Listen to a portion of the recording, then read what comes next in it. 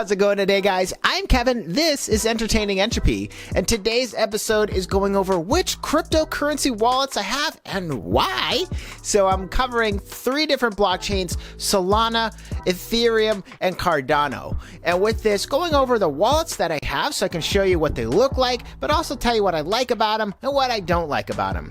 I will showcase the difference between an exchange and a wallet so that you guys can understand the difference if you're not familiar. And we're going through these. I'm also going to show you what projects I'm using these wallets against so you can get an idea of what types of things you can get into with them.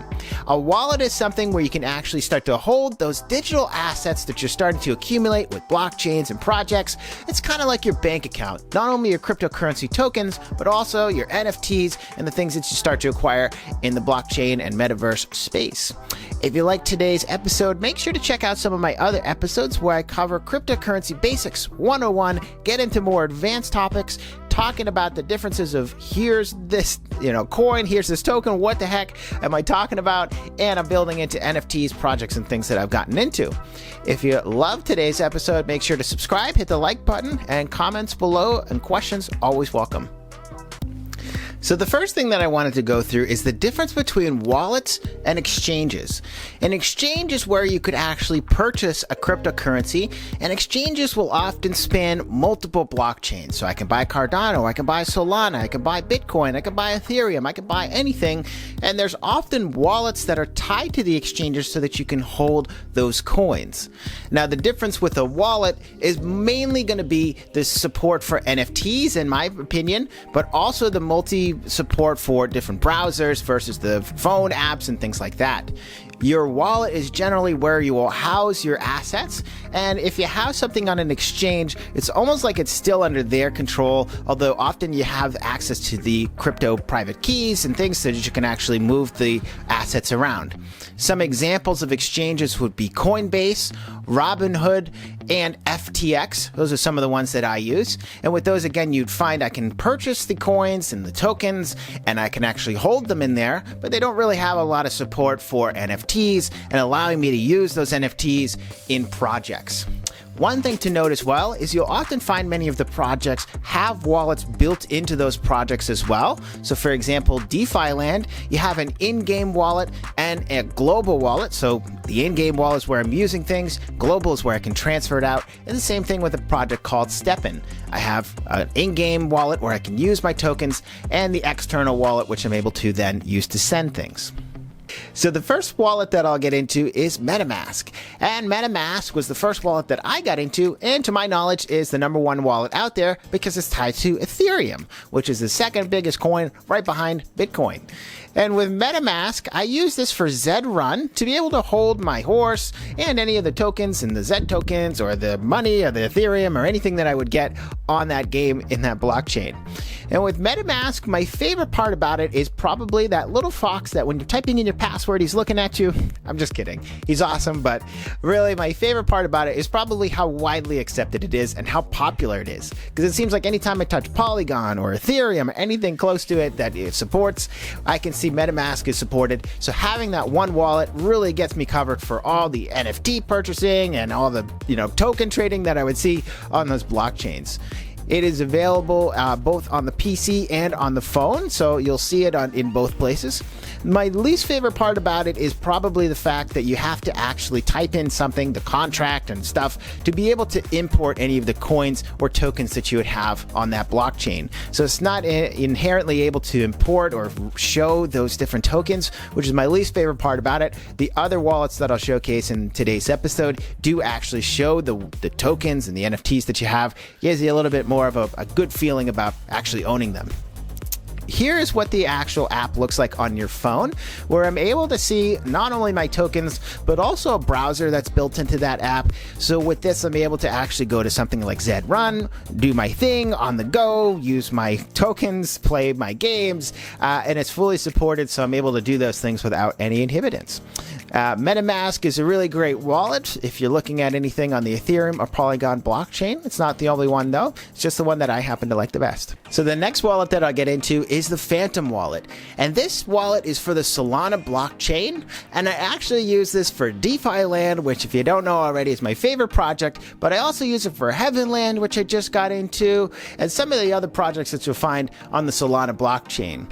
I'm also using it to hold my tokens. I use it for my Solana Saga Pass. Really anything that I have on Solana is there if it's not in one of my exchanges or on my ledger. Which brings me to my favorite part about this wallet.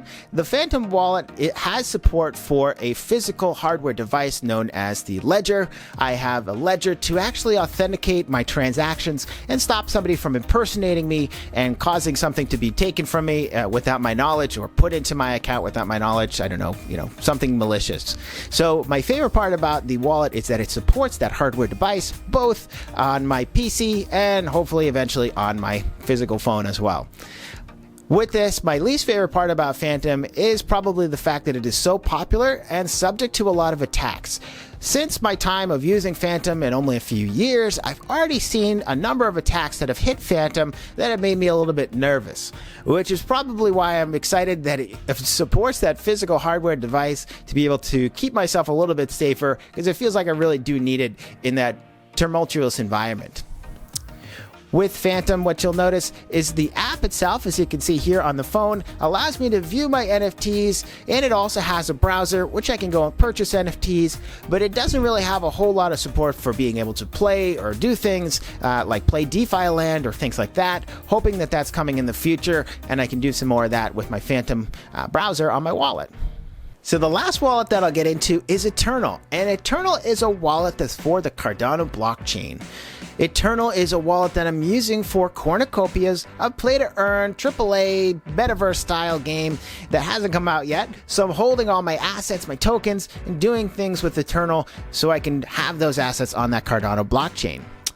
My favorite part about Eternl is all the functionalities and the cool stuff that you can do with it, especially being able to add my own NFT as a background, but also being able to stake not only tokens, but also my NFTs. So they built in a lot of the functionality right into the app. There's even a browser that's in there as well. One of my least favorite parts about the Eternl wallet is all the functionalities and things I just mentioned make the app really confusing. Especially when I was using the phone first, it was really difficult to understand what each of the icons meant, and I had to go on the PC to kind of understand that it was a slimmed down version of some of the things that I could see there. With that, it made it really difficult to understand and intimidating.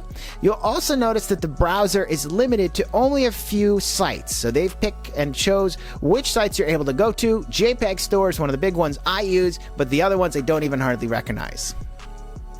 Here is actually what the phone app looks like. So you can see, very confusing, a lot going on, but lots of functionalities built in to be able to do different things. So you can see staking's built in here, housing NFTs, housing those tokens, being able to send and receive with multiple wallets, and as you can see as well, the browser to be able to go to those different sites as well.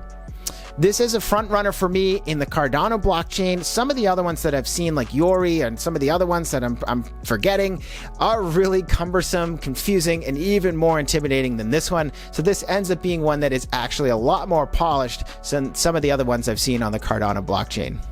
Alright guys, so hope you enjoyed today's episode. I was trying to give you an idea of which wallets you could use if you're trying to get into Solana, Ethereum, Cardano. Maybe you've heard of some projects, maybe you've started to see some tokens, and you wanted to feel safe with some of the wallets. These are the ones I've used. They've worked for me so far. Seems like it's a good idea.